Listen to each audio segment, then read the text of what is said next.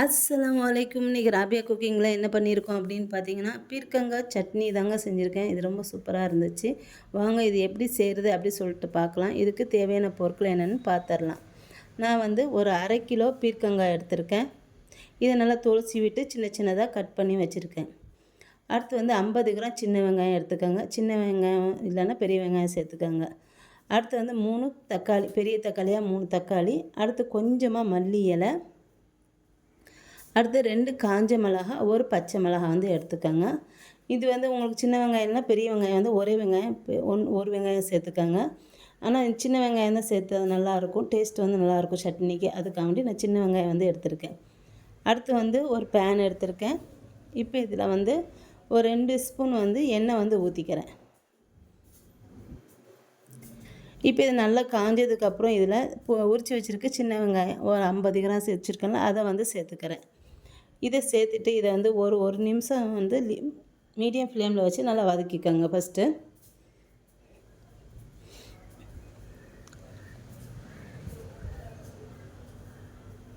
இதை ஒரு நிமிஷம் நல்லா வதக்குனதுக்கப்புறம், ஏன்னா இது வந்து பீர்க்கங்காய் வந்து சீக்கிரம் வதங்கிடும், அதுக்காண்டி நான் வந்து ஃபஸ்ட்டு வந்து வெங்காயத்தை சேர்த்துட்டு ஒரு நிமிஷம் வந்து சின்ன வெங்காயத்தை வந்து வதக்கிக்கிறேன்.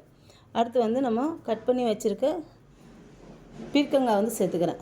பீர்க்கங்காய் வந்து தோல் சீவிட்டு கழுவிட்டு அதுக்கப்புறம் தான் நான் கட் பண்ணேன். கட் பண்ணிவிட்டு வந்து கழுவ வேண்டாம். தோல் சீவிட்டு கழுவிட்டு அதுக்கப்புறம் கட் பண்ணிக்கோங்க. இது வந்து நல்லா இளம் பீர்க்கங்காய்னால இதில் வந்து ரொம்ப விதைலாம் இருக்காது, விதைலாம் இல்லை. இப்போ இதை சேர்த்துட்டு இதையும் வதக்கிக்கோங்க. அடுத்து வந்து இதில் 2 காஞ்ச மிளகா, ஒரு பச்சை மிளகா சேர்த்துக்கோங்க. இதையும் சேர்த்துட்டு ஒரு ஒரு ஒரு 30 செகண்ட் வதக்கிக்கோங்க. வதக்கிட்டு அடுத்து இதில் தக்காளி வந்து சேர்த்துக்கோங்க.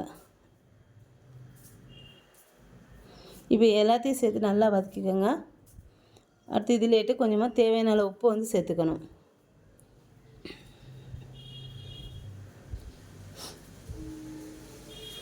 அடுத்து உப்பு சேர்த்துட்டு இது எல்லாத்தையும் இந்த காய் தக்காளிலாம் நல்லா வதங்கிடணும். ஏன்னா நம்ம வந்து திரும்ப வந்து இதை வந்து சூடு பண்ண மாட்டோம், இது வதக்கிட்டு அரைக்கிறது தான்.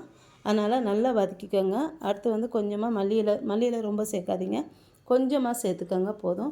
சேர்த்துட்டு இந்த காய் தக்காளி எல்லாத்தையுமே நல்லா வதக்கிடுங்க. நல்லா வெந்துடணும். மூடி போட்டு வேக வச்சுட்டு வதக்கிக்கோங்க. இங்கே பாருங்கள், தண்ணியெல்லாம் ஊற்ற வேண்டாம். தண்ணி ஊற்றாமலே இதில் வந்து தண்ணி வந்து நல்லா ஊறிட்டுருக்குது. இப்போ பாருங்கள், இது நல்லா வதங்கிடுச்சு. இப்போ இதை வந்து ஒரு பிளேட்டில் எடுத்து ஆற வச்சுட்டு, இது நல்லா ஆறினதுக்கப்புறம் இதை வந்து ஒரு மிக்ஸி ஜாரில் போட்டு அரைச்சி எடுத்துக்கிறேன்.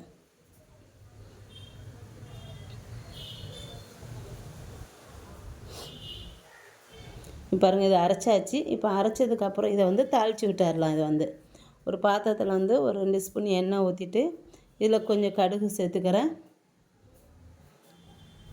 2 கடுகு சேர்த்துட்டு இதில் வந்து கொஞ்சம் சின்ன வெங்காயம் 2 வெங்காயத்தை பொடியாக நறுக்கிட்டு அதையும் சேர்த்துக்கிறேன். அடுத்து கொஞ்சம் கருவேப்பிலை.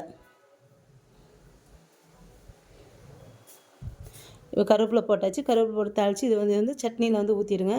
இது வந்து சாதத்தில் வந்து எல்லாத்துக்குமே ரொம்ப நல்லாயிருக்கும். நான் இதை வந்து சாதத்துக்கு தான் செஞ்சேன். ரொம்ப டேஸ்ட்டாக சூப்பராக இருந்துச்சு. கண்டிப்பாக நீங்களும் ட்ரை பண்ணி பார்த்துட்டு எப்படி இருக்குன்னு சொல்லுங்கள். பீர்க்கங்காய் சட்னி வந்து ரெடி ஆகிடுச்சு. இந்த வீடியோ உங்களுக்கு பிடிச்சிருந்தால் லைக் அண்ட் கமெண்ட் ஷேர் பண்ணிக்கோங்க. என்னோடய சேனலை மறக்காமல் சப்ஸ்கிரைப் பண்ணிக்கோங்க.